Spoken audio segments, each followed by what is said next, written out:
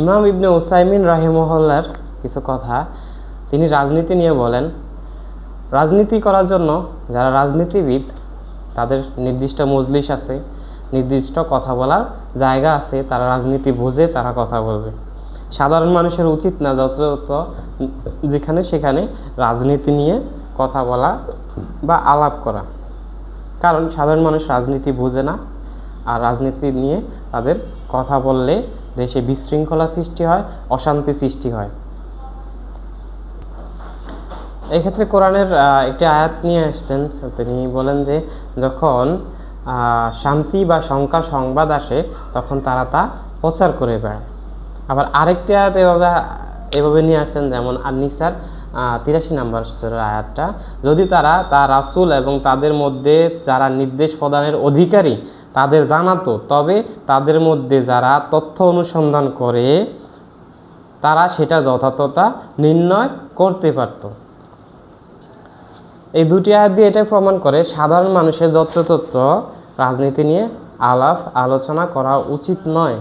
যারা রাজনীতি নিয়ে বিজ্ঞ, যারা রাজনীতি সম্পর্কে জানে, রাজনীতি যারা করে অভিজ্ঞ দেশ পরিচালনাতে, তাদেরই উচিত রাজনীতি নিয়ে কথা বলা, রাজনীতি নিয়ে আলাপ করা।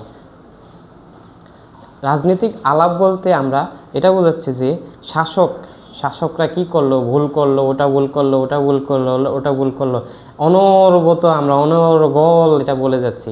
এটা সালাফদের নীতি না, এটা ইসলামের রুলস না, রুলসের বাইরে। আপনি যখন শাসকদের বিরুদ্ধে বলতেই থাকবেন, অনর্গল তাদের পরনিন্দা করতে থাকবেন, তখন শাসকরা ক্ষুব্ধ হবে, তারা হিতে বিপরীত হবে, তারা আরও বেশি অগ্রাসী হবে, আরও বেশি স্বৈরাচারী হয়ে যাবে। তবে হ্যাঁ, কিছু ক্ষেত্রে শাসকদের বিরুদ্ধে বলা যায়, যখন তারা কুফরি বা শিরকের মতো জঘন্য কাজ করে, সেক্ষেত্রে আপনার মুখ খুলতে হবে। এছাড়া অন্যান্য সময় শাসকদের বিরুদ্ধে অন্যান্য এই ত্রুটি এগুলা আমাদের সাধারণ মানুষের এগুলা সবসময় বলা উচিত না, বলার প্রয়োজনও না। আর সাধারণ মানুষ এগুলো বলা মানে হচ্ছে এক বিশৃঙ্খল দেশের সৃষ্টি হওয়া, যেটা আমাদের ইসলাম শিখায় না। শাসকদের বিরুদ্ধে এভাবে বলে দেশে অথবা রাষ্ট্রে বিশৃঙ্খলা সৃষ্টি করা। আরেকটা জিনিস খেয়াল করবেন, যখন সাধারণ মানুষ এগুলো নিয়ে আলোচনা করে, বেশিরভাগ তথ্যই থাকে মিথ্যা তথ্য। অমুক এইটা করেছে, অমুক এই ভুল করেছে, অমুক রাষ্ট্রপ্রধান করেছে। এই যে রাষ্ট্রপ্রধানের অথবা শাসকদের বদনাম করতে গেলে যে কী পরিমাণ মিথ্যা, জাল চুয়াচুরি, খারাপ কথা, মানে কিভাবে যে আসে, কিভাবে অনেক গালিগালাজ করে, অনেকে গীবত বলে, মিথ্যা বলে, অনেকে সত্যটাকেও যদি শাসকের বিরুদ্ধে এইভাবে এমনভাবে বিশ্রীভাবে বলে যেটা আসলে বলা উচিত না, আসলে জিনিসটা এইভাবে হয় না।